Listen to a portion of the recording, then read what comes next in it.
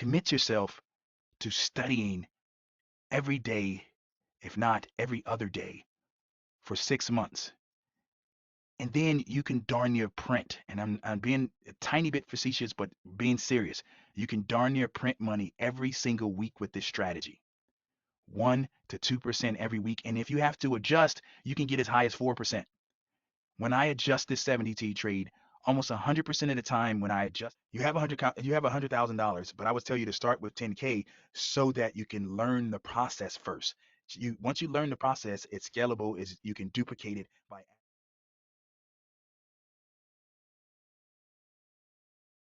And let's talk about after hours excellence. After hours trading excellence. Talking about trading the 70T strategy at night. We're going to talk about the 4 different steps you need to master so that you can trade this 70T strategy at a super high level into perpetuity. Right? So I've been trading this strategy for almost 8 months, at least once a week, and I have not lost. Yes, I'm probably a pretty decent adjuster, and you're going to have to know how to adjust these trades because you're going to have to adjust it 40 to 50% of the time. So, yeah, that's helped. And maybe it's been a few lucky times, but to be honest with you, it's the strategy that we're going to discuss tonight is not, I haven't been successful at it because I'm a good adjuster. Maybe a little bit, right? But it's a number of members that have seen a lot of success with this trade as well. Ernie has been 14, 15, 16 weeks in a row of winning with it. He's never lost on it since he started doing it. And then we have some members that are doing really well on it that's trading at night. And we have some members that are doing really well trading during the day with this strategy.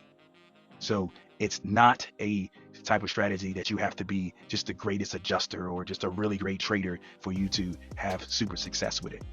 I believe you can start from the beginning, be a beginner, learn the basics, and then learn this strategy, focus on this strategy, and you could make money week after week after week.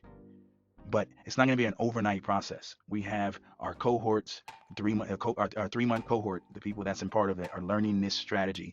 And yeah, after that 3 months, they are significantly better, but they're not done. They're not completely ready yet to have all the training wheels off, right? Most people are not. Some are, but most are not. So, but if you keep studying it, if you keep studying, most people, if they keep studying it, they're going to be excellent at the strategy within 6 months. But it's not taking time off. I had a member come to me the other day and say, I took 2 weeks off during the Christmas vacation, the holiday vacation, right?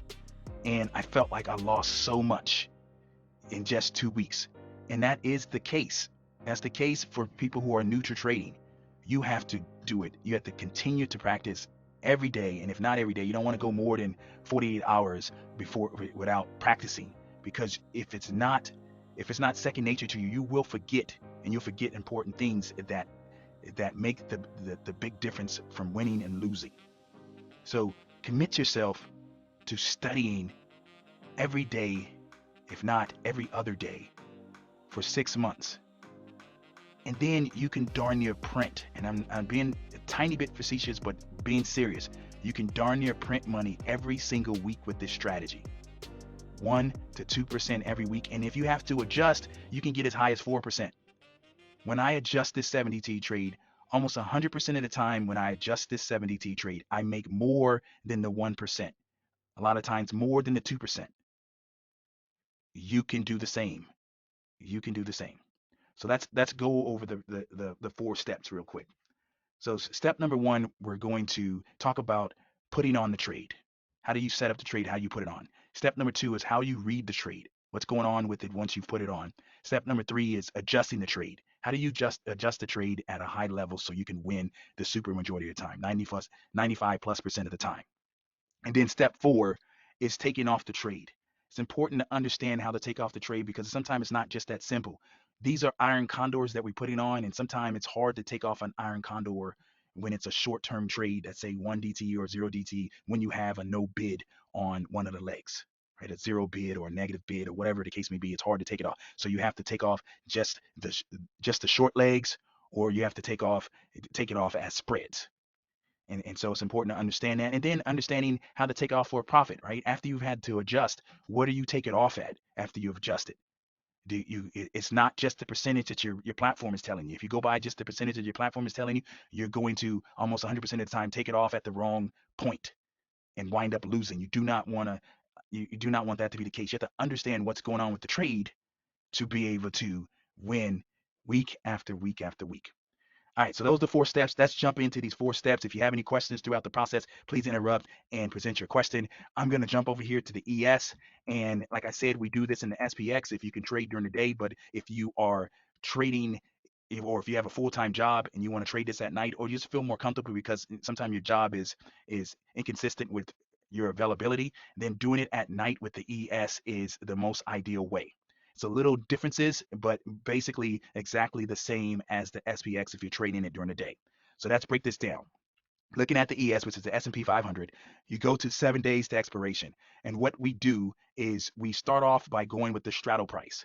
Right? So I'm going to go with this straddle price here. I'm buying this straddle, and it's saying it's 50. It's 50 points. And so what we do is we times this straddle price by 2, and then let's just say this 102, or we can just round it to 100 right now just for easy math.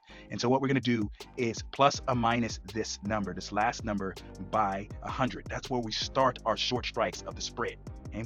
So for example purposes, if I subtracted 100 from this number, it's going to take me to 47.26. So I'm going to look for 47.26. So that's where I'm going to start my put side at. So that's basically a 9 delta. We're going to do a 20-point wide. When you are trading the ES, you want to do a 20-point wide, not a 10-point wide like you do with the SPX, because the ES is 50 points is 50 points per point. The SPX is 100 points. So doing 20 points wide is going to basically require $1,000 to be able to do it, because 50 times 20 is 1,000. Okay, that's the buying power that you're setting this up with, and I'll explain that here in a second. So we start there, and then we go to the call side. If we go to the call side, that's going to be 49.26. So if we go over here to the 49.26, we're going to go to this 49.25. We're going to do a 20-point wide spread as well. And so this is the trade at this point.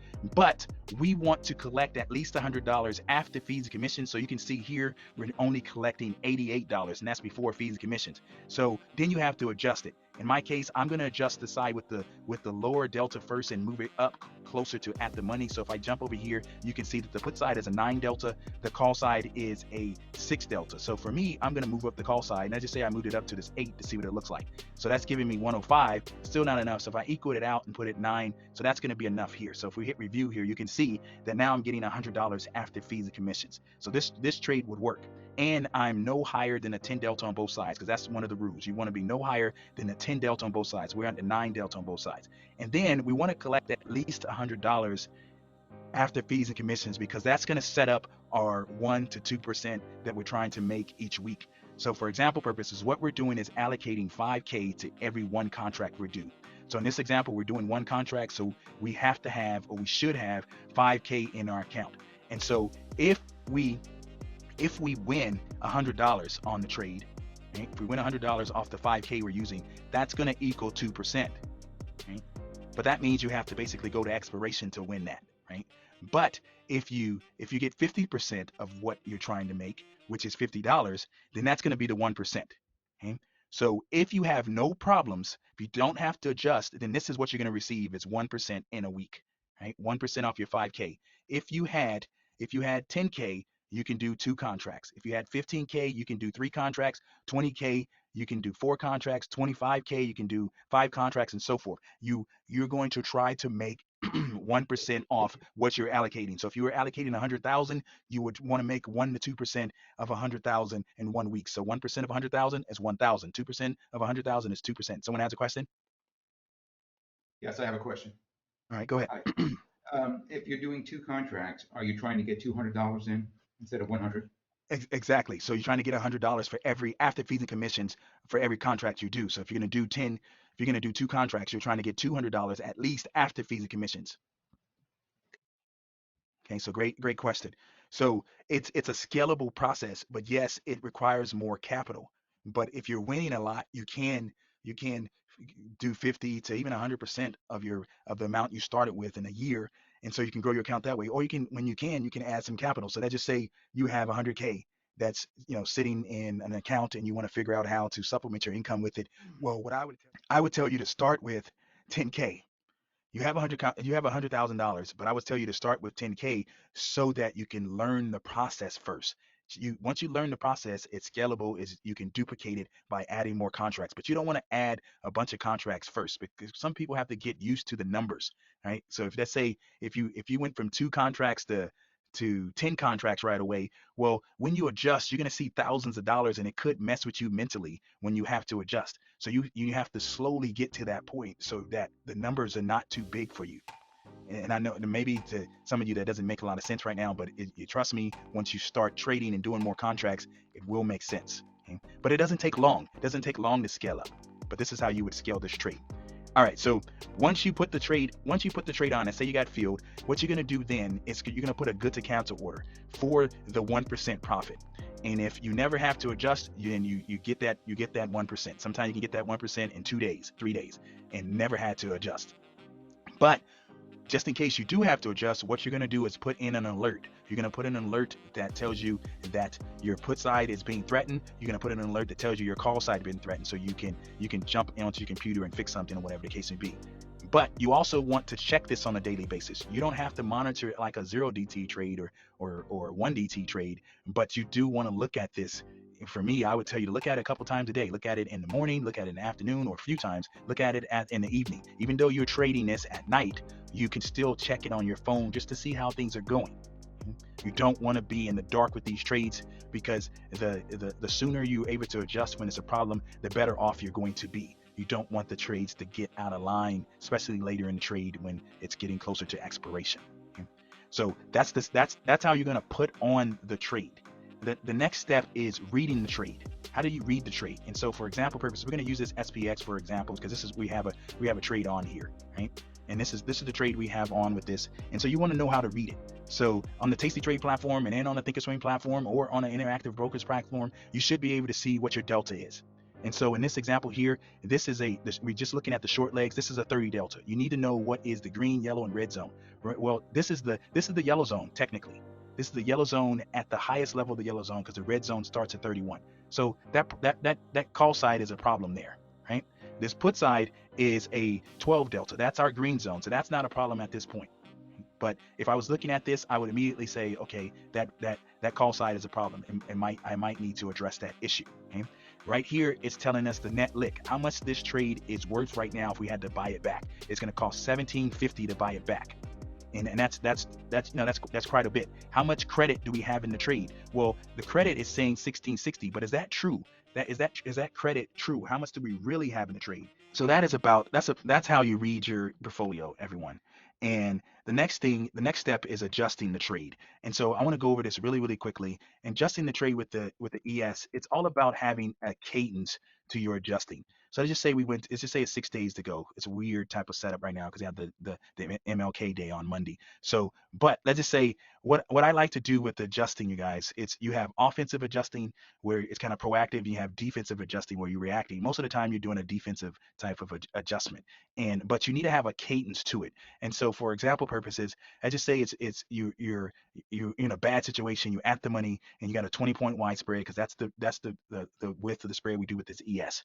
Well, what I'm trying to do with the cadence of this is I'm trying to move it back to the tail end of the expected move, which is here or a little past the expected move. So I just say I went from almost a 50 delta to this 22 delta yellow zone and kept it 20 points wide. And then in this example, it's going to cost me 240, right? That's the cadence. So if I added a contract here, let's say I had a contract to add because we allocated we allocated 5K to it. And I just say we did one contract. Well, that's only going to cost now $60 to buy this back, right? So I know I'm going to be able to get that on the put side. So what I'm going to do here is move this to a 17 delta. And so that's 148. I can move this from a darn near a 50 delta to a 17 delta. Just add one contract. Let's just say I need 150. If I'm at a 50 delta on the call side, this put side is going to be no higher than a 2 delta, even though it's 6 days to go here. It's not going to be higher than a 2 delta. So if I go here and I go a 20-point wide spread, this is this. So I'm going to buy this back. And then what I'm going to do, the cadence is I normally go up to the 15 delta and then work my way away, right? So no higher than 15 delta. So if I went here to this 14, did a 20-point wide spread, and then you can see I'm getting 80, 83. I need 100 I need 150. If I do that, you can see I'm getting 173. So in this example, I need to stay at the 14, right? So I'm at the 14 on the put side, and I'm going to be at a 17 on the call side. So I was able to reposition the trade and just add one contract. I still have three contracts at my disposal. Right. So I went from at the money, a bad situation, to back to the lower yellow zone and the green zone with the put side. The cadence is try to move to the tail end, at least the tail end of the expected move the non-tested side no higher than the 14 delta initially. That's sometimes you have to go higher, but that's the normal kind of cadence. So for example purposes, we do this one more time. I just say, hey, this time. All right. So the last thing that I want to talk about is taking off the trade. Now, taking off the trade is important to understand. I'm going to use the SPX for you, for example. Let's just go to this one DTE. Let's just say you had a trade on that looked like this, right? Just for example purposes. Say you had something on like this. Well, this is the one you're buying back. This is the short leg that you're buying back. You can always buy back the short leg. Someone's always going to take your money if you want to pay them something, right? Especially if something is basically worthless and you're going to pay them some money for it. They're gonna take it. But you're not going to always be able to sell something back to the market. So this is selling the long leg back. You can see that this is a zero bid. Well, you're not going to be able to get out of this trade when it's like this, right? You're not going to be able to get out of the trade. So in this case, you don't try to get out of this part, this long leg. You just try to buy back the short leg like that. And you can do that on both sides, or you can just do that on one side. And then on the other side, you can buy back. The other side most likely is not going to be like that. Let's say the other side is something like a 5 delta and something like this. Well, you're going to be able to buy that back, right? And you can just do it all as one trade and get out of it. Get out of it. Okay. And so understanding how to buy things back, it's understanding how when you need to buy something back, for what percentage you need to buy it back based on the credit you receive, and it's when you need to buy something back because it's later in the trade, and even though you don't have, let's say, 50% profit or the whatever percentage profits you're looking for, taking something less but still a win is still okay. Just like Susan was saying earlier, that she took a profit at 38% or whatever it was, and she got out of the trade and didn't have all the issues that I'm having with that one DT trade now, which is smart. Sometime, and I've talked about this in the past, and Susan and Owanza executed what I said, and I just missed it once again because I was on the call. It's if it's you're trying to get out of those trades within a certain time frame, as you guys know. And if you can't get out of it within that time frame, take a smaller amount. And sometimes the market is only going to give you sometimes seconds, sometimes minutes, less than a minute or so to be able to take a win. And if you don't, you don't get it anymore. And so a lot of times, if I'm having a trade that's a really, really bad situation and the market is allowing me to get out at break even, I'm not going to be greedy and say, I'm going to try to get a lot more now. I'm going to try to take this to expiration because the market could just say, okay, I'm giving you a chance. And then next you know, it goes back to punishing you. It's not, to me, it's these short-term trades, you can win so much that when you're having a problem trade, don't be greedy with it because you can wind up wishing you got out because your loss can be bigger than what you would like it to be. All right, so that is what I want to talk about regarding the after hours excellence about trading the 7DT strategy at night. It can be done at night. Obviously, we didn't get to go over all the details, but this is the gist of the trade, the 4 steps: putting on the trade, understanding how to read the trade, how to adjust the trade, and how to take off the trade. If you study those 4 things, you continue to study it day after day after day, you're going to be able to darn near print money, like I was saying earlier, within 6 months.